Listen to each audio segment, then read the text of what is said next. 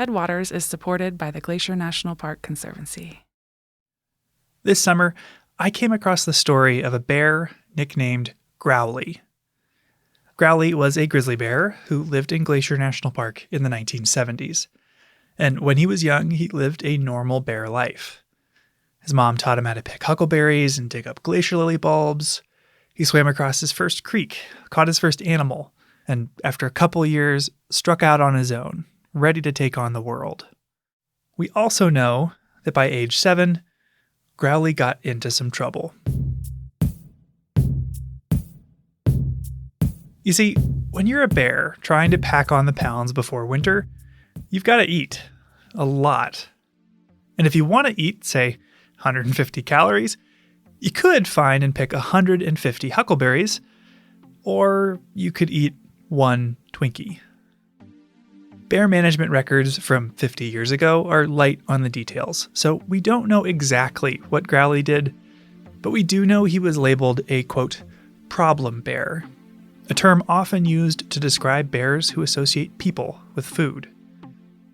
More often than not, problem bears aren't malicious or uniquely ill-tempered. They're smart.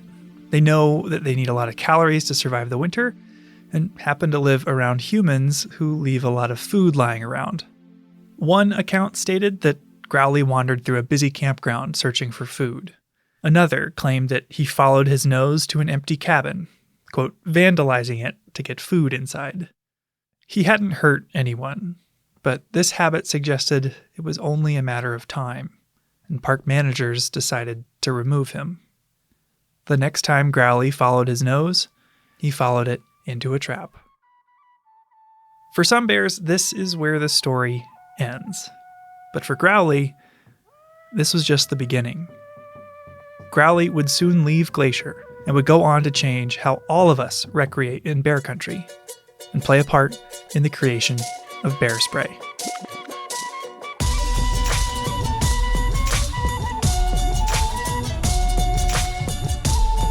So this is what helped save our lives.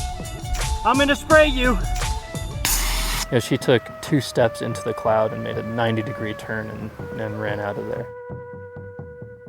You're listening to Headwaters, a podcast about how Glacier National Park connects to everything else.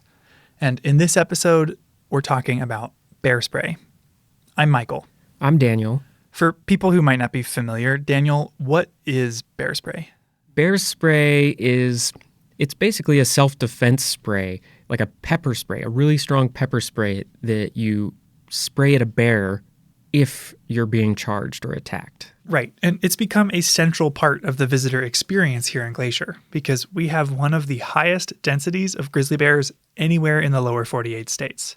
Yeah, so most people who come to the park, they're picking up bear spray at the airport on their way here or at basically any store around in the whole area. Gift shop, grocery store, all over. It's an essential item around here. And if you see a park ranger out and about, they will have a can with them. And if you go on a hike with one, they'll likely sing its praises, sometimes literally. I went on a hike with a ranger this year who wrote a whole song to let wildlife know we were in the area. Grizzly bears, grizzlies in the way. Get off the trail, because if you charge the pepper, you'll get sprayed. Thanks, Ranger Frank. Oh, wow. Yeah, it was very good. I love it. But while bear spray is ubiquitous now, it hasn't been around forever. So in this episode, we're diving into the origins of bear spray and meeting some of the people behind the hottest life-saving accessory in bear country.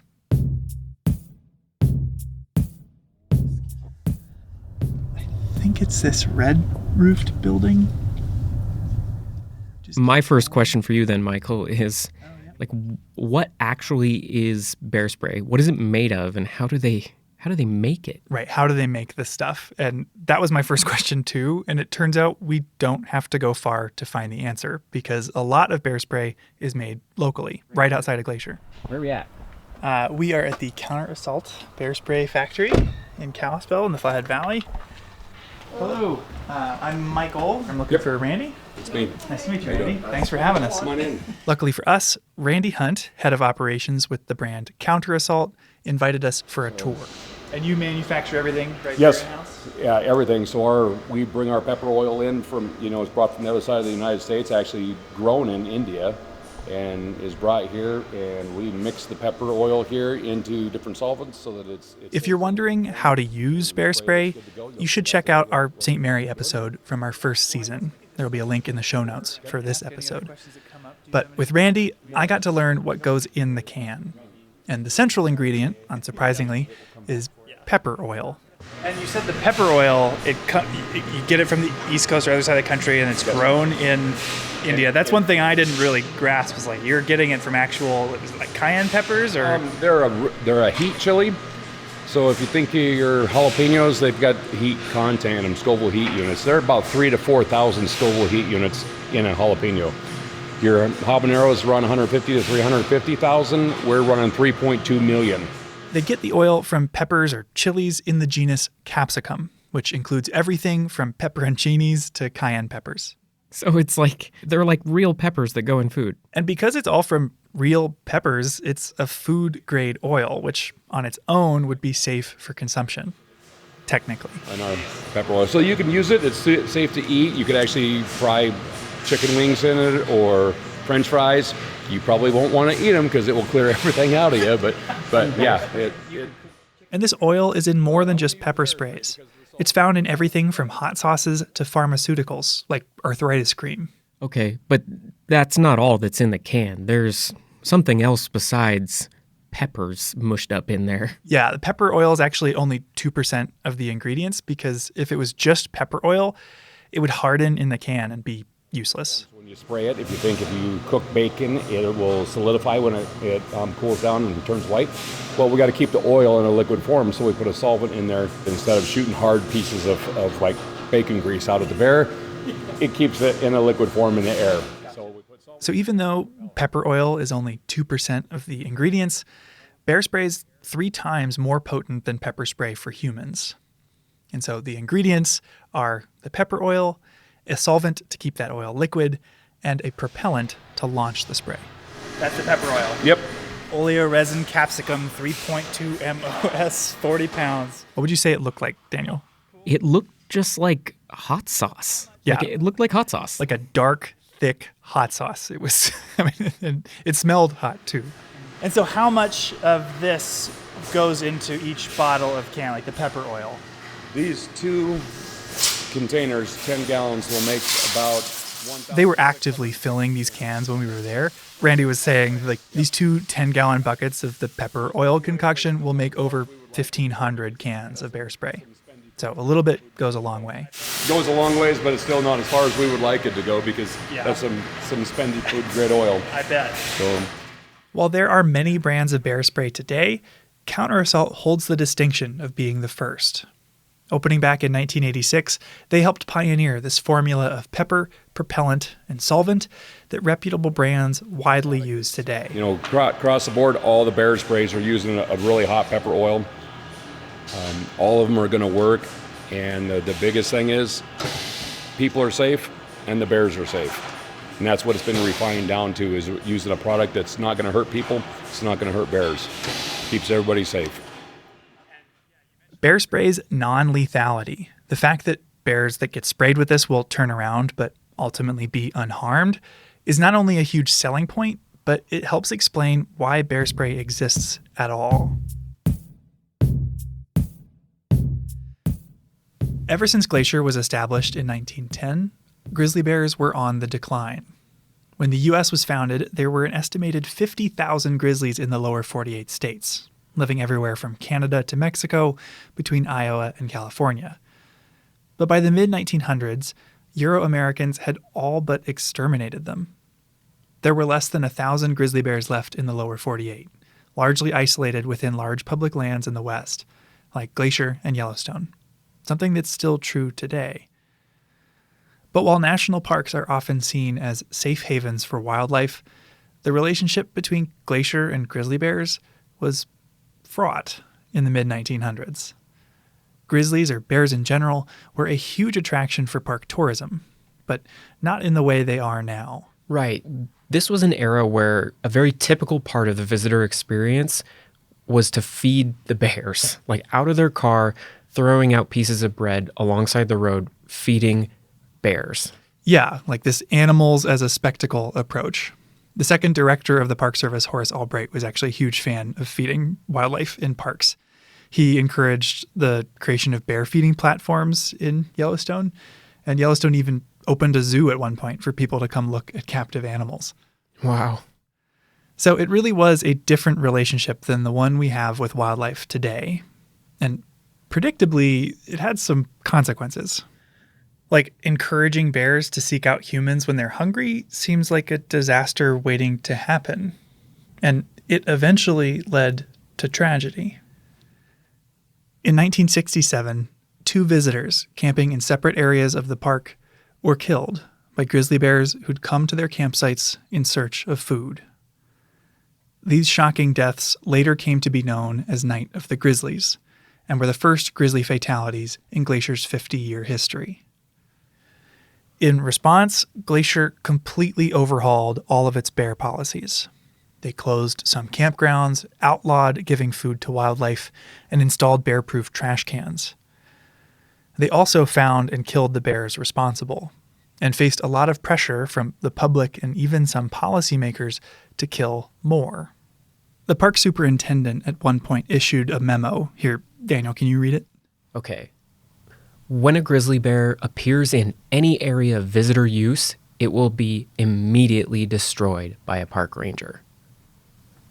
Wow, that is a pretty aggressive stance for a park to take against bears. Yeah, it was pretty intense. The park is taking a very aggressive stance to kill bears in order to keep people safe. Mm-hmm. But as a species, at this time, they're actually becoming very threatened in the 1960s and 70s. Right. As Glacier's dealing with these events, grizzlies are identified as an endangered species by the federal government, which demands a broad recovery effort. Scientists started studying how many bears were left, what their habitat needs were, insight that would help them recover and hopefully help our 2 species coexist. So they need to know more. Park managers are looking for more data about bears in general. But if we zoom in on the story we're looking at here, that is the history of bear spray, you can see this emerging need for a tool that allows people and bears to de-escalate conflicts in a non-lethal way at an individual scale. Yeah.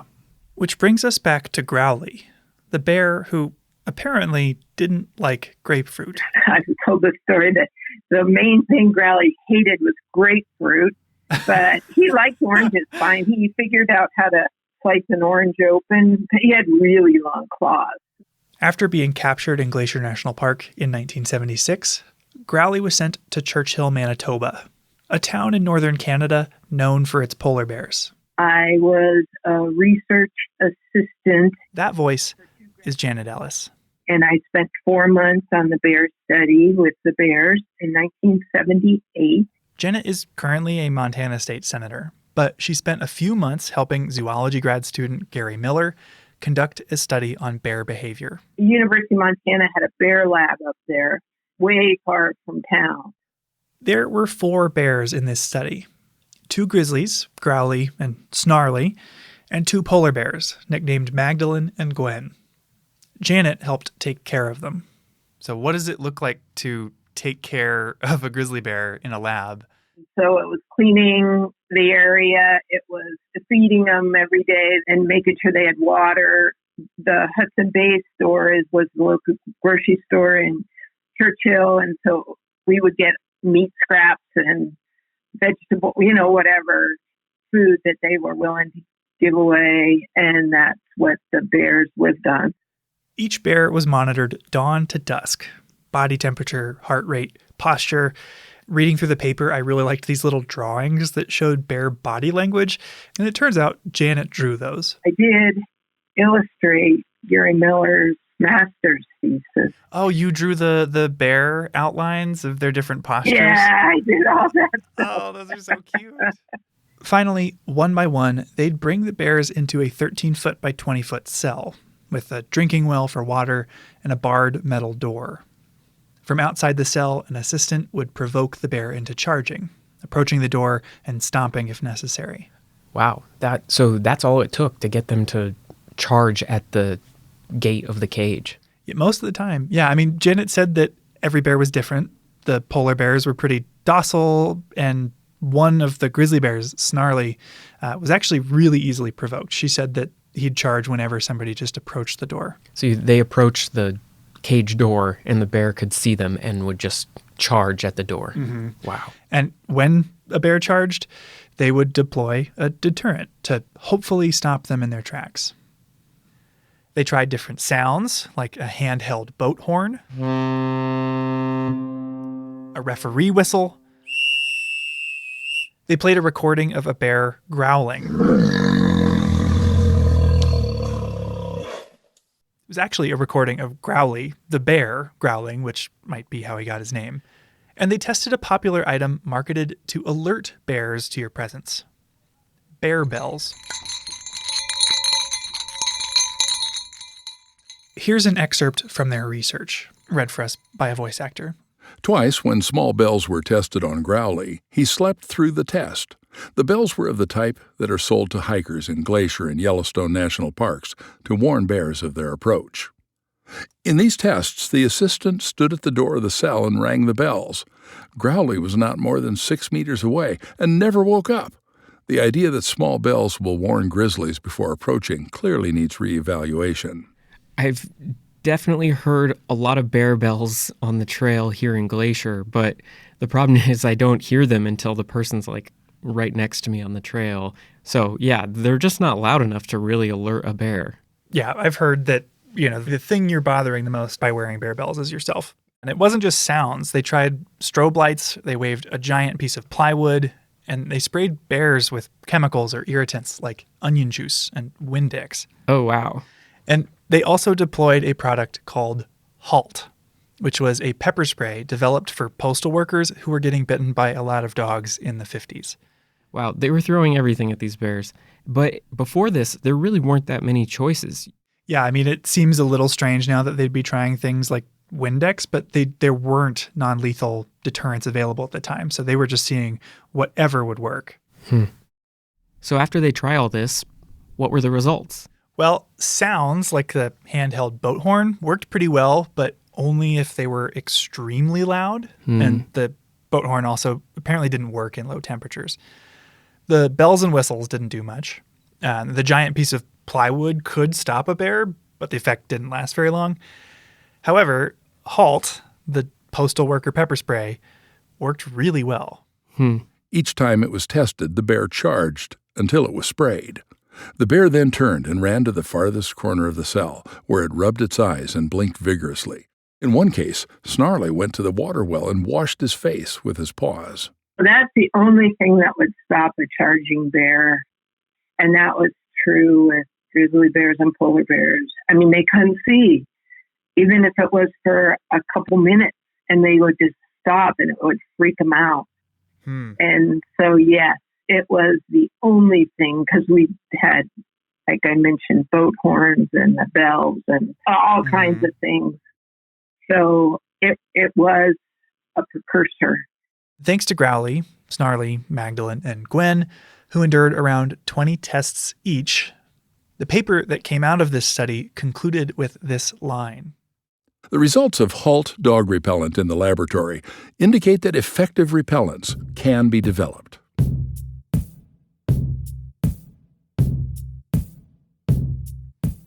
So the study up in Churchill, it showed that this dog pepper spray works pretty well. I mean, was that it? Did they just then package it up and sell it as bear spray? There were a few steps in between. So the University of Montana was funding the study Janet was a part of. And with this conclusion that a deterrent could be developed, they started funding a follow-up study. I'm guessing that at University of Montana they were using different bears. Yeah, this second study had a new set of bears, including one problem bear from Glacier that was labeled in the study as a roadside panhandler. Oh, wow. And these new bears were sent down to Fort Missoula. Who led this follow-up study? So the student that was working on this study was named Carrie Hunt. And it's funny, newspaper articles that you read about Carrie go out of their way to highlight that she is 5'1", 115 pounds. And just like the first study in Churchill is provoking these 500-pound grizzlies into charging in order to test these deterrents. So this had the same premise as the first study? Yeah, very similar. A magazine actually interviewed Carrie about the experience. Hunt stepped to the barred door of the bear's cell. By stomping her feet, she provoked almost all the bears into charging. More than once, concrete dust flew from the hinges as a huge bear rammed the cell door. Even though the situation was controlled and there was no way I could get hurt, it was still frightening. The power and aggression of an angry, charging grizzly is overwhelming. If the bear charged, it received an application of the repellent being tested. A lot of the things they were testing were very similar to that first study. They did sounds, like in this case, rock music. They did halt, that same dog spray.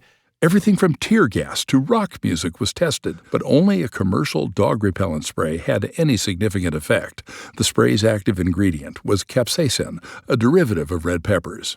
Ironically, the study was actually funded by a competitor to what we now know as bear spray, called Skunker. Guess what Skunker is? I'm guessing it smelled really bad. Yeah, it was a synthetic skunk spray. And turned out Skunker didn't work, and it just kind of made the bears sad. But I'm not surprised. They didn't leave the area. But Halt, once again, did work. The only problem was that's not how people have bear encounters in the wild. Sure. And this tiny can of pepper spray designed for a dog that's biting a postal worker, like, it doesn't shoot far enough. It's not strong enough. And so Carrie highlighted that, this is a really promising thing to follow up on, but it would need some refining. It needs some iterating to turn it into an effective bear deterrent for public use. So now there's 2 studies that are both showing that some kind of pepper spray is probably going to work pretty well to stop a charging bear. Yeah. But to work in the real world, it needs some modifications. Right. And this result started to trickle out into like local Montanans that either were connected to the university in some way and found its way to a guy named Bill Pounds. After hearing Carrie's results, he reached out and offered to help refine it. And eventually that collaboration turned into Counter-Assault. Over the years, it's been refined. It's got different propellants. It's got different concentrations of the pepper. The IGB. One of the big things that they worked on was the delivery method, how the spray would leave the can. Yeah, you mentioned the spray. That was one thing I realized I hadn't mentioned because some of the earlier brands were shooting 6 feet in like a pencil-thin stream, like wasp killer. Right. So that stream, you're not going to hit a bear from 30 feet away in the eyes, especially when you're in a panic yourself. I don't care who you are. You're going to be in a panic when a bear is charging that shit. They wanted that shotgun pattern, as it's called, a fog pattern. That fog is going Okay, so this is part of the process we saw. They're taking a canister full of the ingredients and they're putting like a spray nozzle on the top of it that shoots the bear spray out into a fog or a cone. Yeah, exactly. And through testing and conversations with bear biologists, they refined that fog into a spray that would last 7 seconds and shoot 30 feet. That fog is going to get in the sinuses. It's going to get in the eyes. They're going to inhale. It's going to get in all the mucous membranes, the lungs. That's what changes their senses, and they just stop. It's a shock to their system like it is ours. So you don't have that. There were some obstacles along the way before bear spray was widely adopted. There were fraudsters making weak knockoffs and some serious misunderstandings, like thinking you used it like bug spray, or that it was a spice rub you could buy at the grocery store. When I first heard about bear pepper spray, I rushed right down to Albertsons to see if that store stocked it. But alas, though I looked among the spices, the cooking oils, and even in the meat department, I found no bear pepper spray. That was from a newspaper article back in 1999. So it took a lot of education and messaging to get people to understand and carry bear spray. But what really got people on board was its track record. It was working. He and his family were in the sights of 3 bears recently, managed to get away. This is a newscast from Larry King where he's interviewing a guy who had to use bear spray here in Glacier. Sounds like Jack was lucky. What happened, Jack? What happened to you and the bears? Well, Saturday night, Larry, just Saturday night, my wife and I went to Grinnell Glacier in Glacier National Park. We lived here 20-something years. It's a favorite place to hike. The story is about this group hiking the Grinnell Glacier Trail when a bear started following them.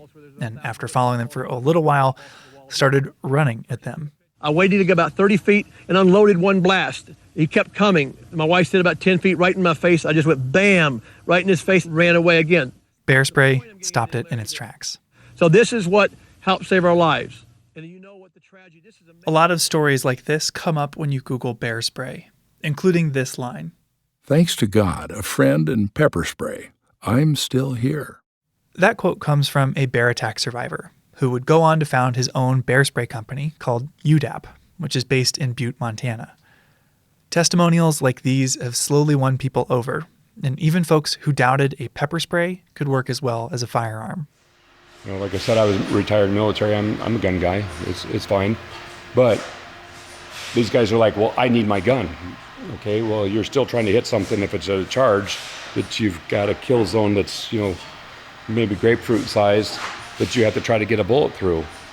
Well, you may not be able to do that. And I don't care. I carry weapons, but I carry bear spray when I go in the woods. And because of this effective track record, Glacier suggests all visitors to the park carry bear spray. Montana Fish, Wildlife, and Parks recommends all hunters carry it too.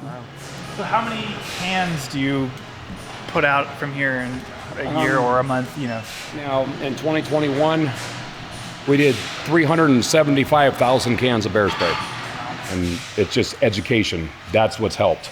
Back in the day, a few years ago, like I was talking with Pride here, he says, I remember when we did 30,000 cans in a year. I said, I'm doing that in a month. So that's how much it's picked up from those first days back in the 80s and where the word has gotten out. Even still, bear spray is no substitute for common sense. Being safe in bear country involves storing food properly, making noise on trail, hiking in groups, not just grabbing a can of bear spray and calling it a day. Yeah, I've actually heard some bear experts talk about the downside of bear spray is that people think they just strap it on their back and then they're safe, and that it actually discourages the kind of awareness and mindfulness of bear safety that you need to have in mind. You don't want to get complacent. No, you can't just put it in the bottom of your backpack and think it's going to help with a bear attack. I mean, you can't put on your seatbelt and then drive off a cliff. Right. And it is also worth pointing out, like, I've carried bear spray on all the hikes I've done here in the last 10 years. I've never had to use it. Have you? No. My whole life I've been in bear country and I've never used bear spray. Right. I mean, I've taken it out a few times, but I've never had to spray it. The only times I've actually been around it going off was when people set it off on accident. The adoption of bear spray coincides with a shift in our relationship with bears. A shift from managing bears to managing people. That change, which we're all a part of, makes a huge difference for our wildlife. Compared to the 1960s, there are a lot more bears and humans in Glacier. Around 100 more grizzlies and literally millions more annual visitors. But that hasn't led to an equivalent rise in bear-human conflicts, or problem bears like Growly needing to be removed. Thanks to these tools that help us coexist, more bears get to live out their normal bear lives, even as more and more people like you and me come to visit. I think I just have one question left for you, Michael. Yeah? Whatever happened to Growly? Growly, you could say, was actually the first life that bear spray saved. Here's Janet Ellis again, talking about the end of that first study in Churchill. They were shutting down the bear lab after we left. And so we had 2 grizzly bears. The polar bears were released back into the wild, but the grizzly bears were going to be destroyed. It's not easy to release a food-conditioned bear back into the wild, so it's standard practice in cases like this for the bear to be euthanized. But after taking care of Growly for months, Janet had taken a liking to him. We could play tug-of-war with him where his forearms were gigantic and so couldn't fit through the bars really very far, just a little bit. But he put his hand out of the cage and you could grab his claws. And he'd pull and you'd pull and you'd give up because he was going to win. She fed Growly, gave him water, got him exercise. Apparently, he really liked playing with these giant tires they had lying around. Just pounce on him, and he could pick him up in his mouth and shake him like a rag. I mean, he was so strong. So when it seemed like Growly was going to be euthanized, she started writing letters to friends and family. Well, I wrote various relatives to see if they had any ideas. And it was my dad, it was an attorney in Columbus, Ohio, that talked. There was a city councilman, I think, that was in his law firm. And then he knew somebody else who was head of Parks and Recreation. And they knew Jack Hanna. You know, it was that sort of thing. Through her dad's network, Janet reached Jack Hanna, the director of the Columbus Zoo, and coincidentally, the guy you heard Larry King interviewing earlier, because years later, he used bear spray on the Grinnell Glacier Trail. Anyway, they asked Jack, if we can raise enough money to feed Growly for a year, would you take him? And he said yes. So they raised enough money, I know, for him to be fed for a year, and then also to pay for the transport down. The only problem was Janet had to take him there herself. Growly wouldn't fit on a plane, and there wasn't even a road out of Churchill. So you have to get on a train. We had a big culvert trap. Have you seen? Well, you know it. Yeah, the giant metal cylinders. But this was for polar bears, so it was really big. And then we rented a 3/4 ton pickup and drove from there. After a 30-hour train ride, Janet loaded Growly's culvert trap, this big metal cylinder, into the bed of a pickup truck and drove another 25 hours to the Columbus Zoo. Apparently, Growly was pretty cooperative. He was in a culvert trap in the back. I could see him when I was driving. He was looking forward, and, that's where the grate was, so he could watch. And he hadn't been outside in 2 years at least. So he was really interested in what was going on. But he didn't really rock the truck. Like anyone on a road trip, Growly needed food and water along the way. Janet could slip him food through the grate, but she had to get help with water. But when you stopped at a gas station, you did need to water him. When I had to water my bear, in the pickup to explain why you needed a hose at a gas station. That's the thing that's most entertaining. But ultimately, Growly was a great road trip companion, and the drive went off without a hitch. So after a few days of travel, Growly was introduced to his new home at the zoo. They had trees and, boulders, and he wanted a day bed. He just rearranged the whole thing, and they had to put wire around the trees so he wouldn't destroy them. Yeah, he had his own opinion on redecorating his new home. I grew up in Columbus and spent a lot of time as a kid at the Columbus Zoo. So there's a real chance Growly was the first bear I ever met. And I might have run into Janet there too. My son, he's 28 now, but he remembers Growly because we would go to every time we went to Columbus, we would go to the Columbus Zoo. Grizzly bears are formidable neighbors, not to be taken lightly. And in the 20th century, their future was uncertain. Some Americans argued they should be destroyed entirely, that our two species could not coexist. But tools like bear spray have proven that wrong. Today, we have access to an easy and effective tool to diffuse bear encounters that doesn't harm the bear. And while no deterrent is a guarantee, Growly showed us that bear spray works. Seeing him at the zoo, I didn't know about the cabins he vandalized, or the summer he spent in Canada enduring boat horns, onion juice, and pepper spray. I doubt anyone there, other than Janet, knew the whole story. But I did know that it was special to see a grizzly bear. And thanks, in part, to Growly, you don't have to go to a zoo to do that.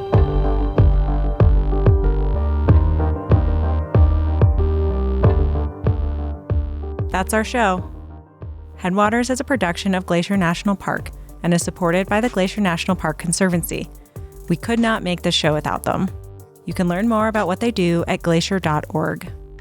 Headwaters is made possible with help from Lacy, Kowalski, Melissa Slottick, and so many people throughout the Glacier community, especially the natural and cultural resource teams. We're grateful for all of you. Our music this season is by the brilliant Frank Waln. The show's cover art is by our sweet friend Stella Nall. Check out Frank and Stella's work at the links in our show notes.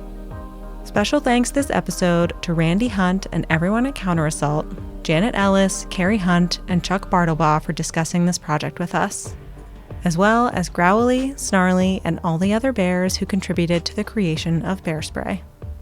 Besides sharing this episode with a friend who might appreciate it, you can help us out by leaving us a rating and review in your podcast app. Thanks for listening.